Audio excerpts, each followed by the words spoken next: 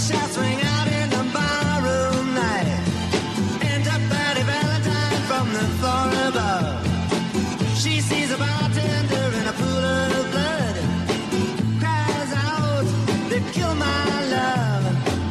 Here comes the story of the hurricane. The man the authorities came to blame for something that he never done.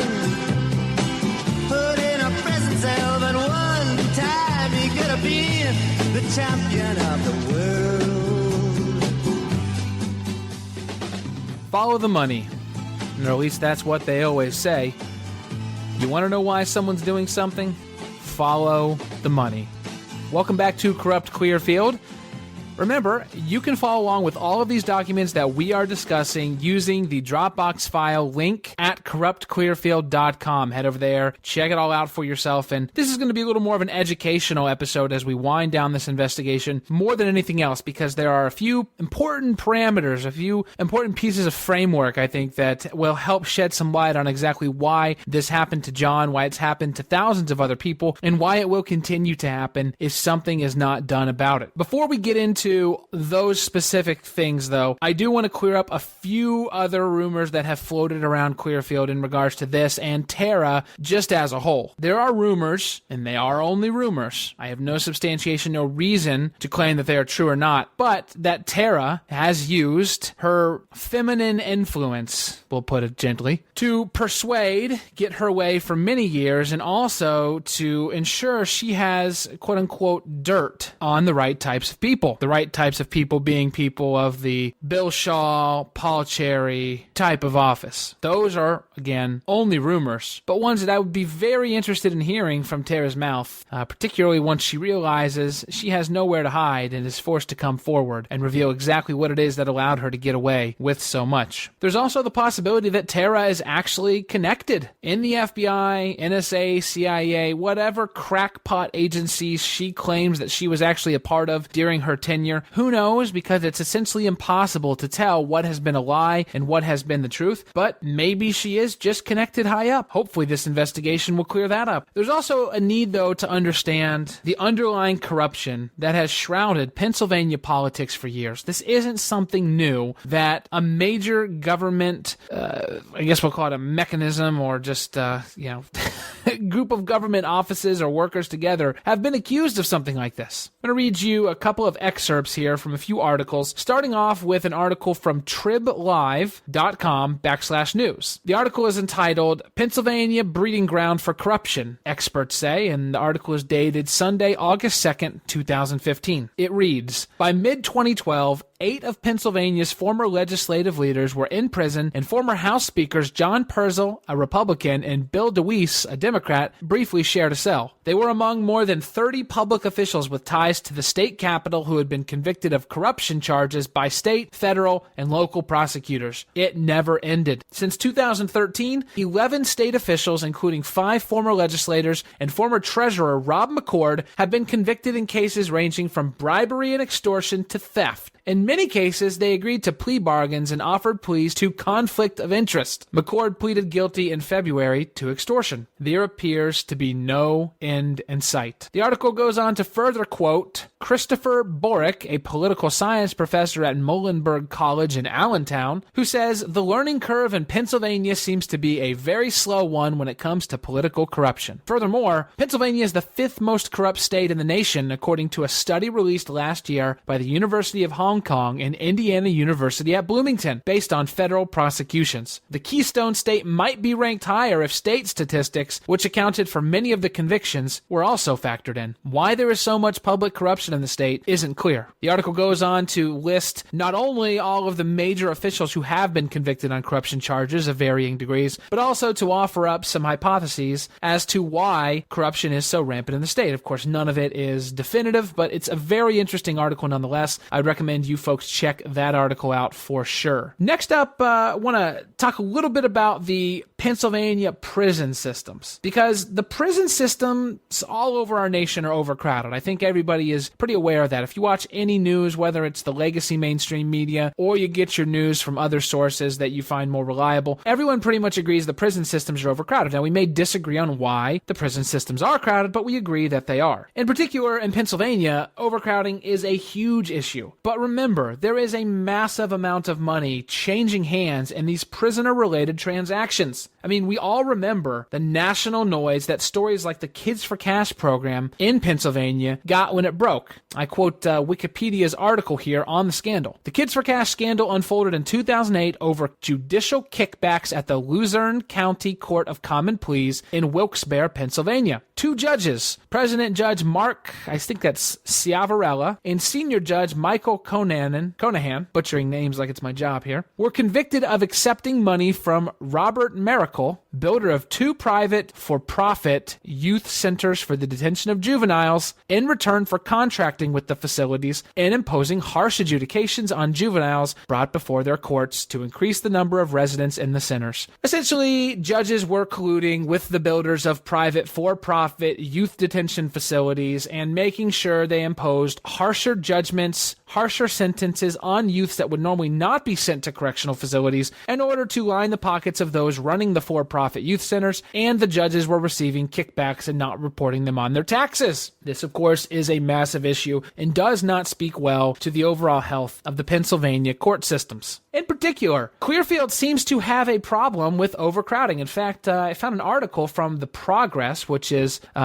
hilariously enough, The Progress is the name of Clearfield's local newspaper, and I'm going to read that to you right here. It's not very long at all. The Clearfield County Jail continues to struggle with overcrowding, Warden Greg Collins reported at a recent prison board meeting. We are just trying to weather a storm right now, Collins said. Currently, the jail is at its capacity of 152 inmates, and Collins commended the staff for their work during this difficult time. Because the jail is at capacity, the county has 22 inmates placed in out-of-county jails. The jail houses inmates in the Jefferson County and Center County jails when there isn't room in Clearfield County Jail, but it has to pay these facilities to do so. For example, Center County charges $69 per day for each inmate. We probably have a $40,000 to $50,000 bill coming from Center County, Collins said. What they don't tell you, of course, is exactly how much money they get for reporting that they had to actually pay these bills out to places like Center County. And also, the next statement reveals exactly how this entire system is keeping lots of people wealthy. He said, being Collins, he said the overcrowding is caused by an influx of inmates, and the state has been slow to have inmates transferred to state prison. Sheriff Wes Thurston said, with the weather being nice, people are getting out more, allowing more people with warrants to get picked up by law enforcement. This article actually came out on May 13th of this year, 2016. Collins said last weekend was particularly difficult because they had 6 or 7 people placed in jail who were combative because they were intoxicated on drugs and alcohol. Not really sure exactly what that has to do with the main overall theme of the article. Collins said the state has been slow in transferring inmates because it also doesn't have enough room to handle them. Let that sink in. They're complaining about the $69 per day charges in Center County and how they have a $40,000 to $50,000 bill coming from Center County, but they're conveniently leaving out exactly how much state subsidy money they receive from keeping these prisoners who should otherwise be transferred to state prisons in their jails. I would love to see those numbers. In fact, I'm looking into them now, and if I must be completely honest, which I don't have to be, but I am going to be honest with you folks, because I like you so much. I'm actually looking into the Pennsylvania prison system right now pretty deeply. It's kind of my next thing that I'm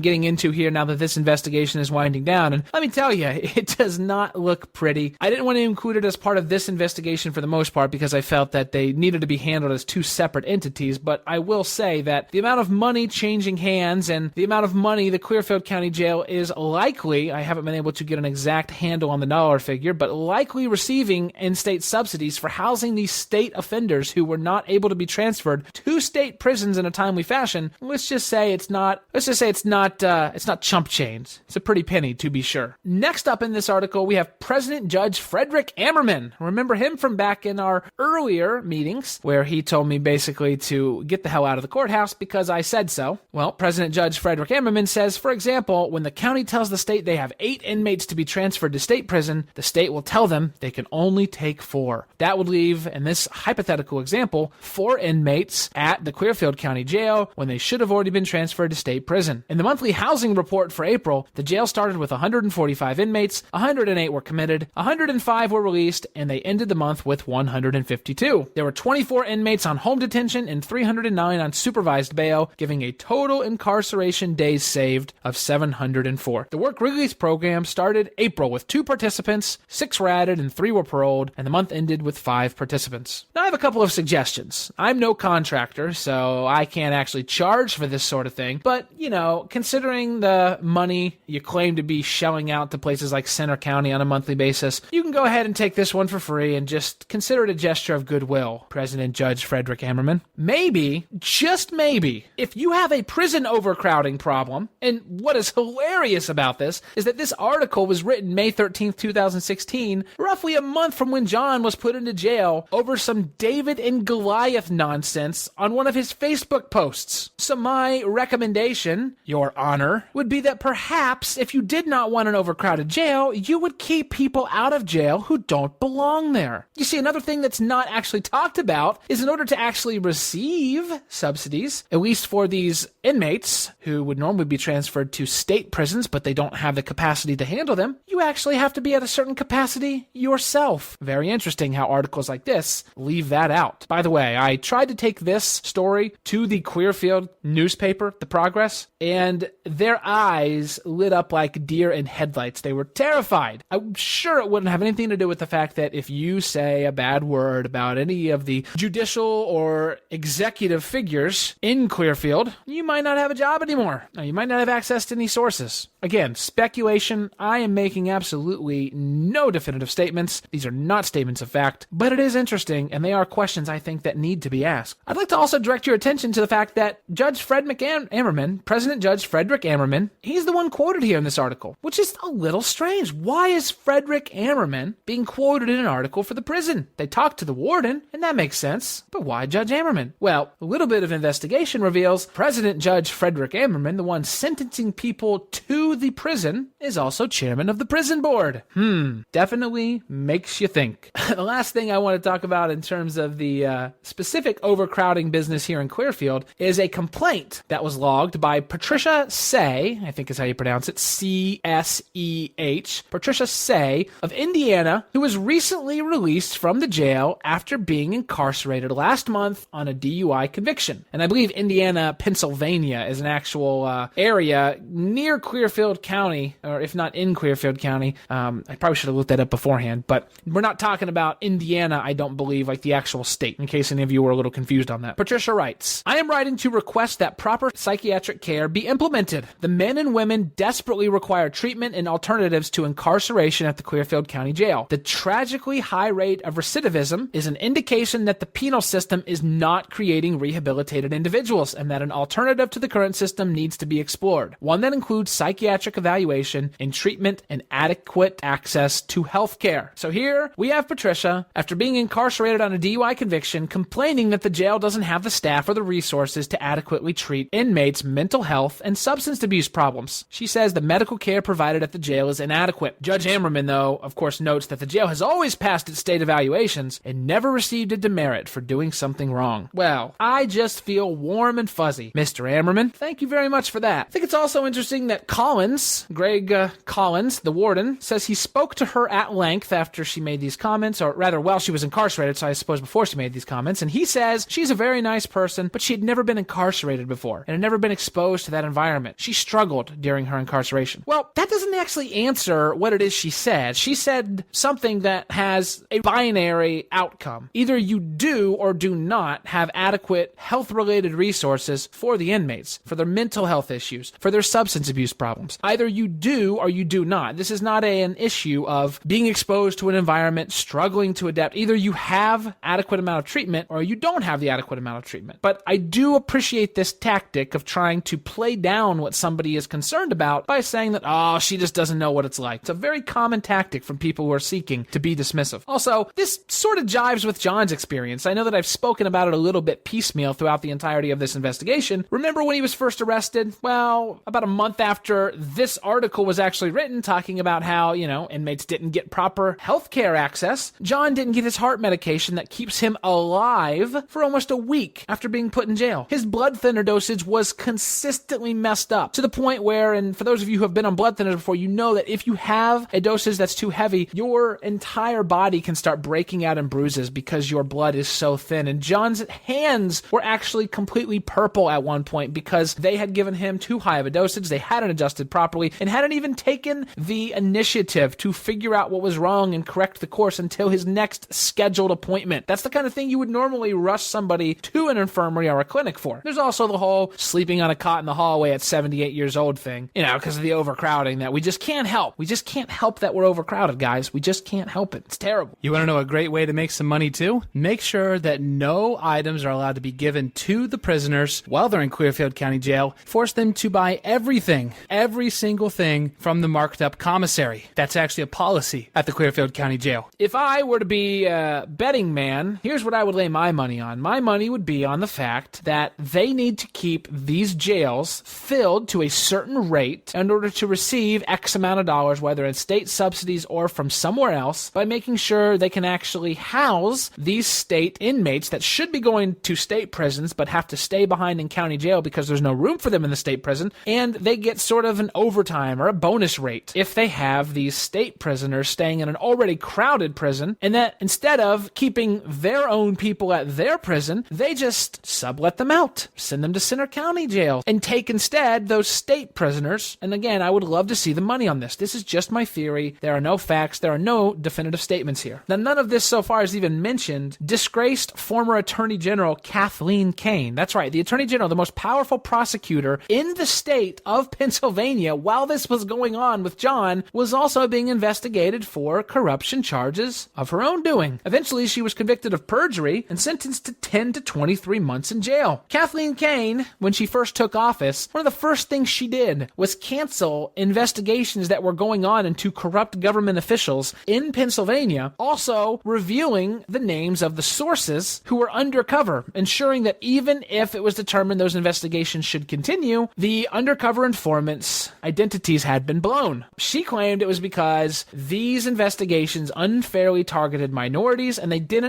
essentially didn't have enough information to prosecute these cases. Well, that was proven wrong because the individuals who thought they had escaped justice because Kathleen had canceled those internal investigations, they were later prosecuted based on just the information that was available from how far those investigations had gotten to that point. Kathleen Kane, in just the actual last couple of months, left office, has been sentenced to 10 to 23 months in jail, and obviously the appeals process is ongoing. You know how all of that stuff goes. It might even be years before we know exactly what's going to happen. Here is the really interesting thing, though, folks, because Kathleen Kane, I just explained to you, one of the most powerful people in the entire state of Pennsylvania, had all this going on at the same time that John was facing everything, and who re-enters the narrative but our friend Billy Jack. That's right. Billy Jack and Kathleen Kane, there is a connection. I have saved possibly the most absurd aspect of this entire investigation for right now. My father-in-law, Ed, told me that after I had confronted Billy Jack and asked him all these questions about whether or not he was an FBI agent, how he'd met John, and essentially been given no real information to speak of on his part. He dodged all the questions, if you remember that episode. Well, Billy Jack got in touch with Ed and said that he had just had a call with disgraced former Attorney General Kathleen Kane. That's right, our same Kathleen Kane we just talked about here. Billy Jack claims he had a call with her. That is not me mixing up facts or mixing up any of the information Billy Jack passed along. The man actually claimed Kathleen Kane, amidst all of the scandal and trying to figure out just how to stay out of jail, apparently she called Billy Jack. See, Billy Jack told me when I called him afterwards and asked him about it, he told me he had filed an elder abuse case along with John some time ago. He said Kathleen personally wanted to see how John was doing, so she called to check up on him. So very nice of her. Can't believe they're prosecuting that wonderful lady. She would remember John's case. What a peach of a lady. Billy Jack said Kathleen was broken up when she found out John was in jail. She asked how she could help, and Billy Jack said, get him out. Kathleen said, I'll call you back. As soon as I know something about John's case, I'll start working on it right now. As he is sitting in court waiting to hear what she will be sentenced to. This makes a lot of sense. Billy Jack claims that Kathleen said she's trying to clean up all of the loose ends before she leaves office. And apparently John is a loose end. Billy Jack also said she left no callback number, so he just has to wait for her to call back there's no way any of us, being me or my in-laws or my wife, even John, could get back in touch with her. Very believable story. Sources say it's probably correct. I know I dropped a lot of information on all of you folks, and I hope you use your critical minds to form your own opinion based on this stuff, and also maybe even join me if you're interested in looking into all this. If you have any information that you've already looked into, I would love it if you'd share it with me. I'm digging deep into the Pennsylvania penal system because, boy, is this something that needs to be talked about. Thanks for listening to this episode of Corrupt Clearfield. Remember, you can follow along with all of the documents I'm referencing at corruptclearfield.com. Just scroll down and click the link to the Dropbox file. All the documents are cataloged in order as they appear in each episode. You can also help to support this investigation as it continues, and also our family as we attempt to recover from the damage that has been done. You can donate either by going to corruptclearfield.com and clicking the link as you scroll down the page, or you can go directly to paypal.me/crazygaby. That's my broadcasting alias. Again, that's paypal.me/CRAZ as in zebra, YGAB as in Bravo, EY. Thanks for listening. Until next episode.